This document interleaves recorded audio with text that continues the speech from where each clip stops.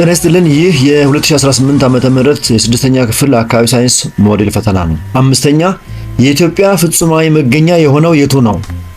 ሀ 3 እስከ 15 ዲግሪ ሰሜን ኬክሮስ እና 33 እስከ 48 ዲግሪ ምስራቅ ኬንትሮስ፣ ለ 12 እስከ 18 ዲግሪ ሰሜን ኬክሮስ እና 36 እስከ 44 ዲግሪ ምስራቅ ኬንትሮስ፣ ሐመሮሃ 5 ዲግሪ ሰሜን እስከ 4 ዲግሪ ደቡብ ኬክሮስ እና 35 እስከ 41 ዲግሪ ምስራቅ ኬንትሮስ፣ መ 12 እስከ 19 ዲግሪ ሰሜን ኬክሮስ እና 43 እስከ 44 ዲግሪ ምስራቅ ኬንትሮስ።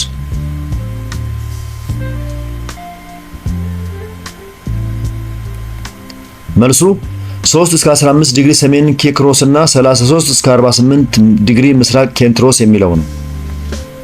ኢትዮጵያ በሰሜን ንፍቀ ክበብ ከ3 እስከ 15 ዲግሪ እና በምስራቅ ንፍቀ ክበብ ከ33 እስከ 48 ዲግሪ መካከል ትገኛለች።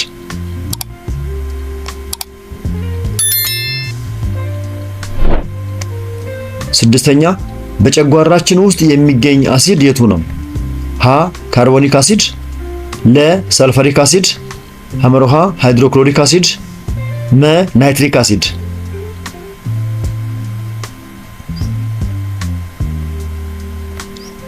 ሃይድሮክሎሪክ አሲድ ካላችሁ ትክክል ነው መልሱ። ጨጓራችን ሃይድሮክሎሪክ አሲድ በማመንጨት ምግብ እንዲፈጭና ባክቴሪያዎች እንዲሞቱ ያደርጋል።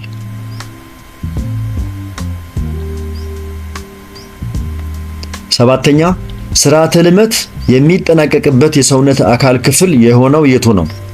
ሀ ትልቁ አንጀት፣ ለ ትንሹ አንጀት፣ ሐመሮሃ ጨጓራ፣ መ ጉሮሮ።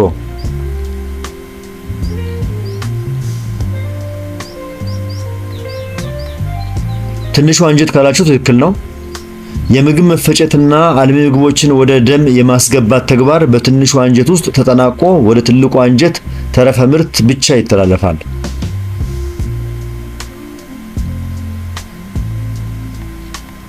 ስምንተኛ የአንድ መጠነ ቁስ መለኪያ መሳሪያ የሆነው የቱ ነው? ሀ ኪዩቢክ፣ ለ ሜትር፣ ሐመሮሃ ሚዛን፣ መ ሲሊንደር።